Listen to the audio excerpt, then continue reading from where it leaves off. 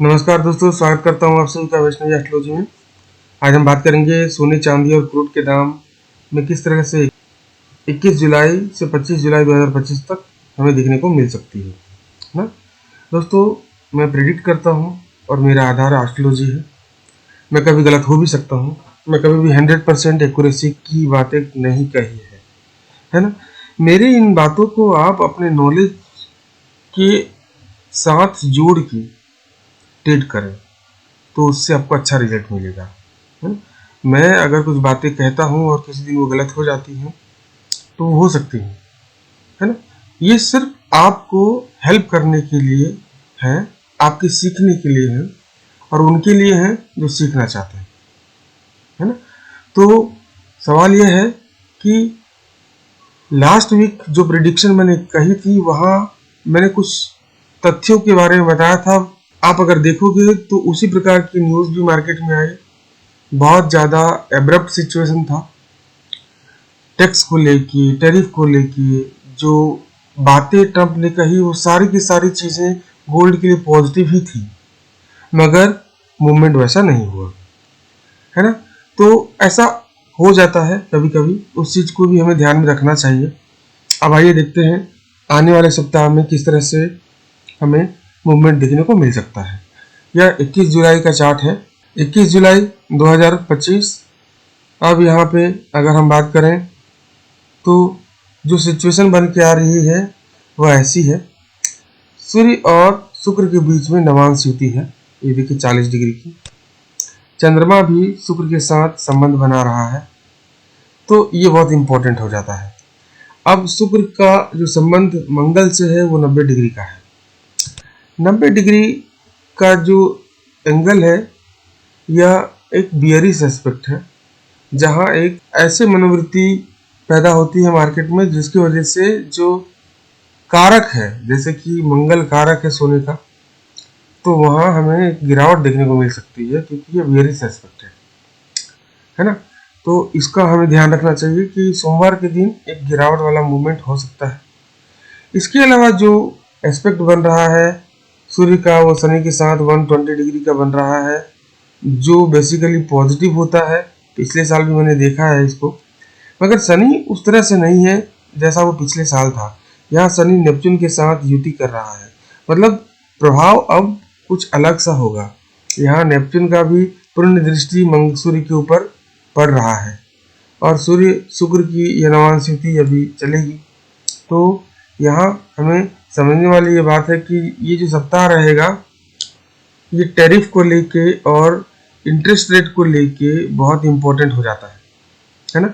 ऐसे न्यूज़ बहुत आएंगे कि टैरिफ या इंटरेस्ट रेट इस तरह से हो सकता है, इधर जा सकता है। जनरली इंटरेस्ट रेट अब जब भी होगा कम ही होगा, है ना, बढ़ेगा तो नहीं।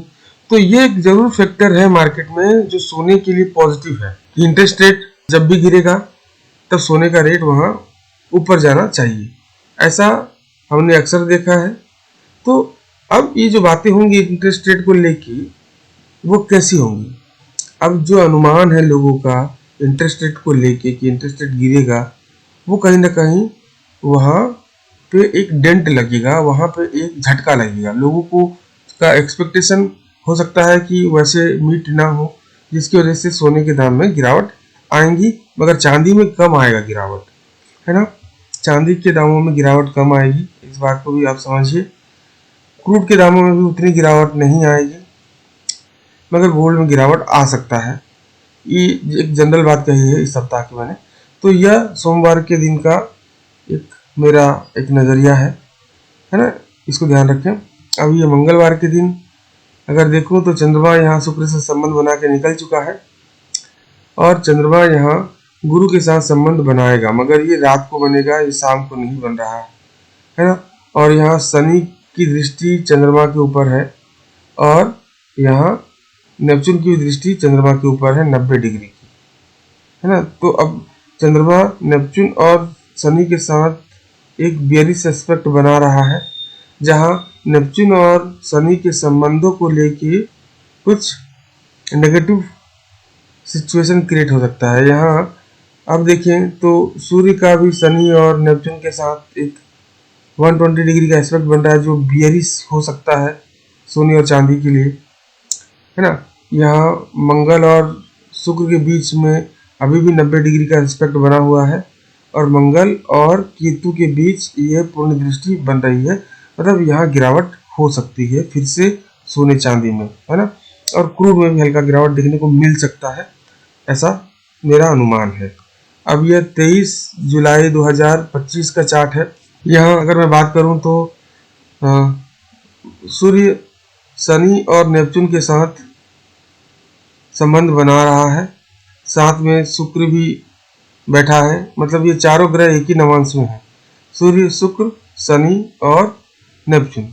अब इनके साथ चंद्रमा भी नेक्स्ट डे मतलब 24 तारीख के दिन ये संबंध बनाएगा, तो 24 तारीख को वो इम्पोर्टेंट हो जाता है। मगर ये आज के दिन की बात अगर मैं करूं तो ये जुपिटर के साथ संबंध बना के आगे निकल रहा है। जुपिटर यहाँ हर्षल के साथ नवांश युति बना के बैठा है और हर्षल और शनि के बीच में एक संबंध है पूर्ण दृष्टि का, है ना। तो अब यहाँ गुरु के प्रेजेंस की वजह से हर्षल और शनि के बीच का जो यह संबंध है वो और भी ज़्यादा तीव्र हो जाएगा और ये एक पॉजिटिव है चांदी की रेट के लिए हमें, है ना। गोल्ड में भी हल्का स्टेबिलिटी देख सकते हैं आज के दिन, उतना ज़्यादा गिरावट नहीं हो सकता है ना। लेकिन चांदी में एक उछाल देखने को मिल सकता है आज के दिन और क्रूड के दामों में भी तेजी हमें देखने को मिल सकता है। ये 23 जुलाई की बात मैंने कही है क्योंकि यहाँ गुरु और चंद्रमा की युति हो रही है और गुरु हर्षल के साथ नवांश युति में है ना। तो आज के दिन ये इम्पोर्टेंट हो जाएगा। अब देखते हैं 24 तारीख के दिन, तो जैसे मैंने कहा 24 तारीख के दिन के लिए सूर्य और शनि का यहाँ वो नवांश युति पूर्ण तरीके से हो रही है, साथ में यहाँ नेपच्यून के साथ भी सूर्य संबंध बना के बैठा है और शुक्र भी बैठा हुआ है इन्हीं के साथ। तो ये इम्पोर्टेंट हो जाता है एस्पेक्ट। इस दिन खास करके इंटरेस्ट रेट से संबंधित कोई नजरिया बन सकता है एक लोगों के मन में कि इस तरह से इंटरेस्ट रेट रह सकता है ना। और यहाँ मंगल अब केतु से अलग हो चुका है, आगे की तरफ बढ़ रहा है और शुक्र और मंगल के बीच में अभी भी 90 डिग्री का एस्पेक्ट बना है। तो अब इसको समझने के लिए हमको जानना पड़ेगा कि यहाँ देखिए शुक्र का भी यह नवांश युति यहाँ 80 डिग्री का नेपच्यून के साथ बना हुआ है ना।